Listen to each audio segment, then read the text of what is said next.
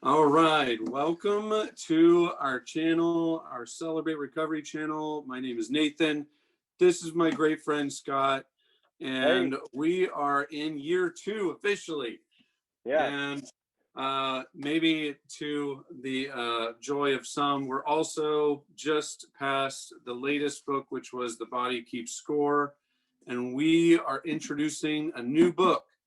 So we are jumping into something a little similar. You'll see some crossover, but I really like this book personally. It's called Leading with Emotional Courage by Peter Bregman. It's got some great, helpful, some tools to use. And again, we continue to want to use these books to really reinforce the recovery path for you all. And we're going to jump in just for an introduction today, and you'll see why. We're going to break up this book into different parts and elements as well, according to his structure in the book itself. So you just started the book, Scott. What did you think? Yeah, absolutely. Thanks for recommending it. I'm really enjoying it so far. In his intro, what caught my attention was he says what holds us back from difficult conversations is he narrows it down to a fear of feeling discomfort. And I thought, yeah, I can really relate to that. I want to say this, I have these ideas, I have this thought, and at the end of the day, it's not that I can't articulate it, it's a fear of feeling discomfort. That's right. So that really stood out to me from the introduction. And so the rest of the book, you've read the whole thing, appears he is going to walk us through these 4 elements. And by the way, each element has 2 parts. Mm-hmm. He's going to walk us through these 4 elements to help build our emotional courage. He calls it a muscle as an analogy, which I thought was excellent in the introduction. He says emotional courage is not just an idea. Think of it as a muscle, which reminds me a lot of what we reviewed a while ago with Travis Bradbury and Gene Graves, which is Emotional Intelligence 2.0.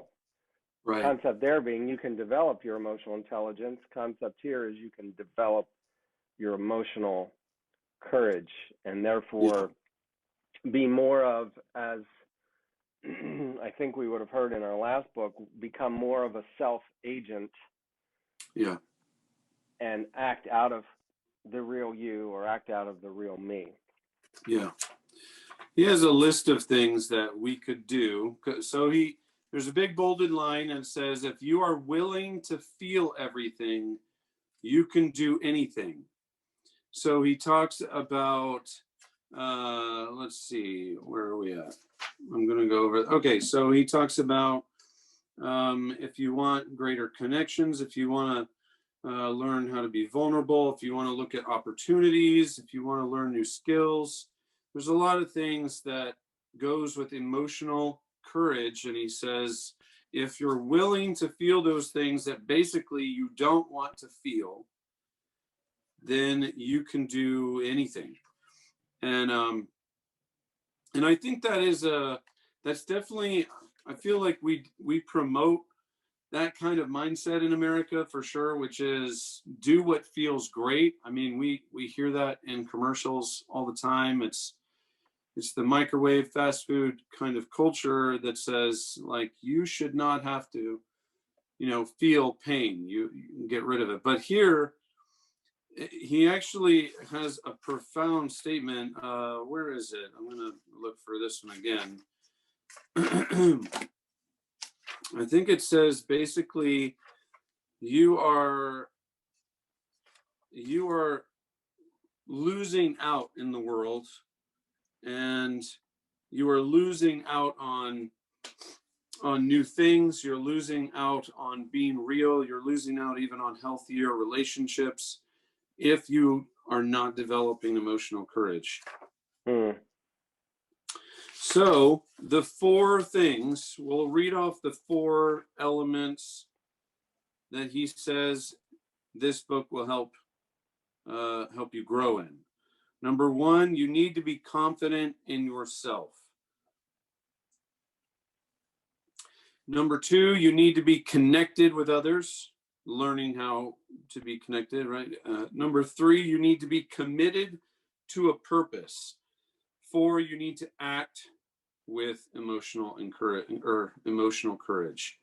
Interestingly enough, I do feel like there's some relation to the Strengths Finder. There is this thinking element, there's a doing element, there's a influencing element, and there's a relational element. Not to make a poll for Strengths Finder, but I can see these things tied together, and what you are good at is going to be probably more tied to your strengths, and what you're not good are the ones that you're less than. In fact, he has an assessment in the introduction, and I can see like there's some gaps in the executing part, which is acting with emotional courage, and then even connecting with others. There's the relational one, the empathy stuff that I'm assuming that I don't know if you did the assessment, but I empathy number one for you, you would have graded really well on that section. So he does say, right, everybody typically is good at least one of them, but the goal is to work on them in such a way where you can use them simultaneously in order to move forward.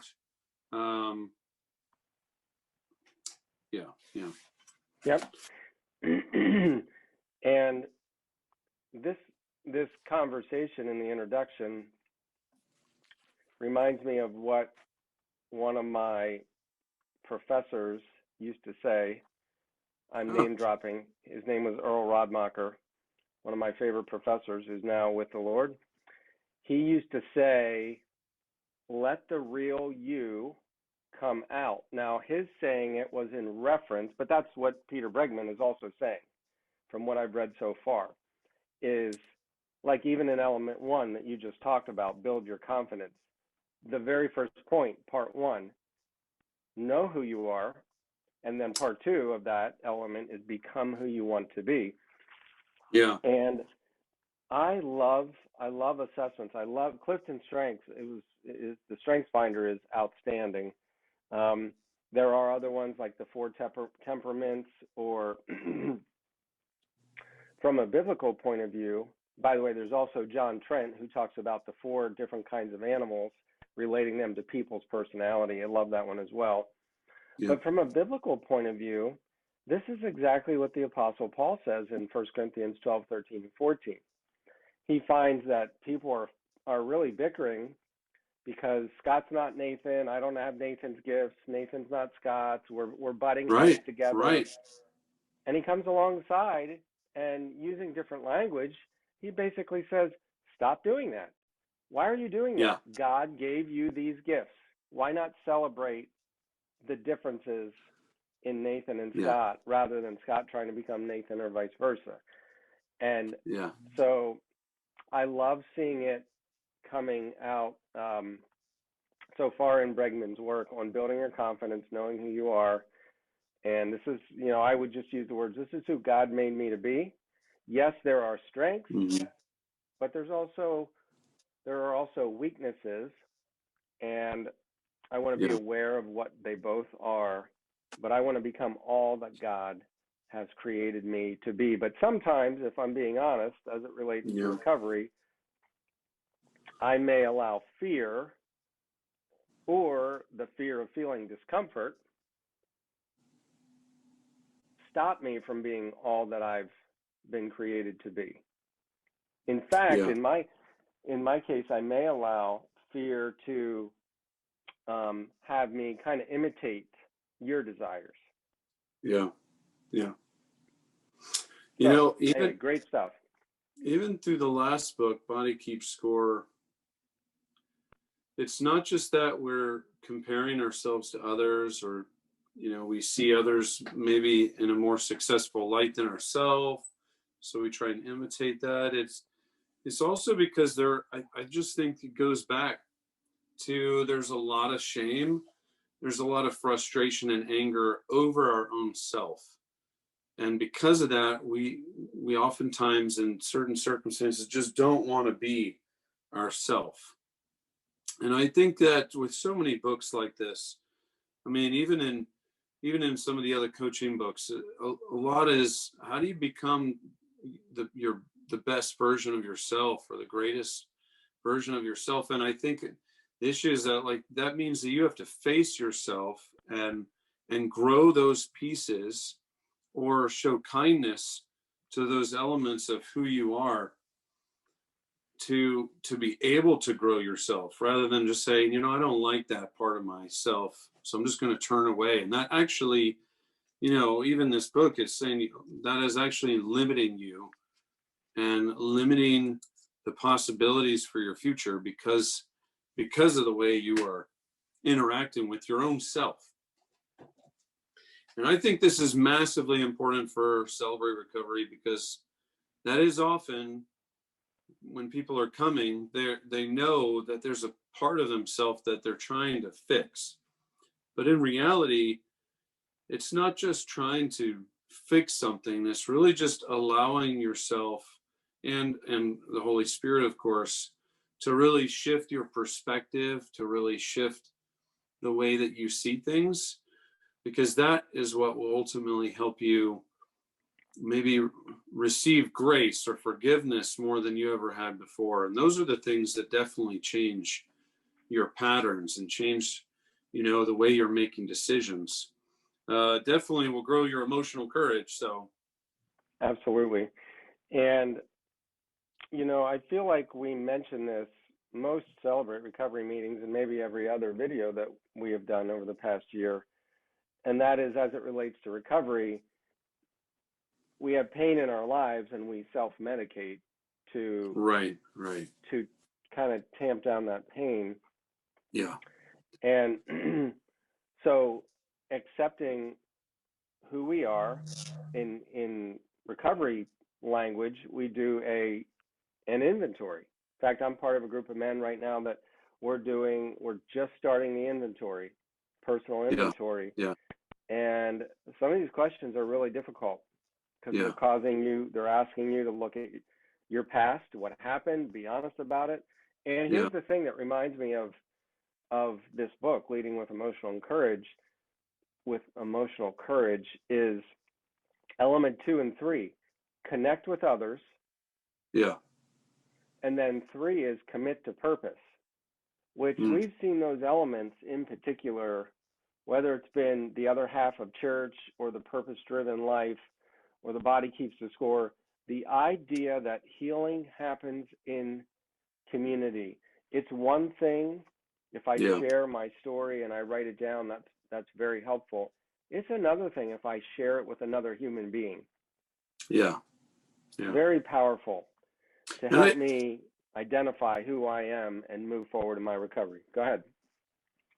No, I'm just going off of what you're saying, because it's in community where we're mirroring back to each other our own ability to grow, our own ability to say, okay, I can see that I am changing. I can see that I'm reflecting back to myself these shifts that is showing me I am actually moving towards the greatest version of myself. So that's how it works in those small groups of accountability and setting. I know people look at accountability as something they don't like, but it's also what massively proves to be, time and time again, the thing that actually propels us and challenges us forward.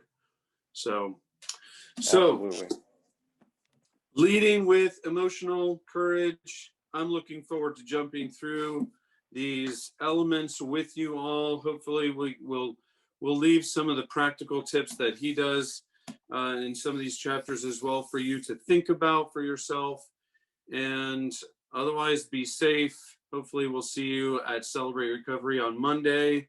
at Christ Community Church, 7 p.m., or on the next video. All right. Thanks for joining us. Catch you next time.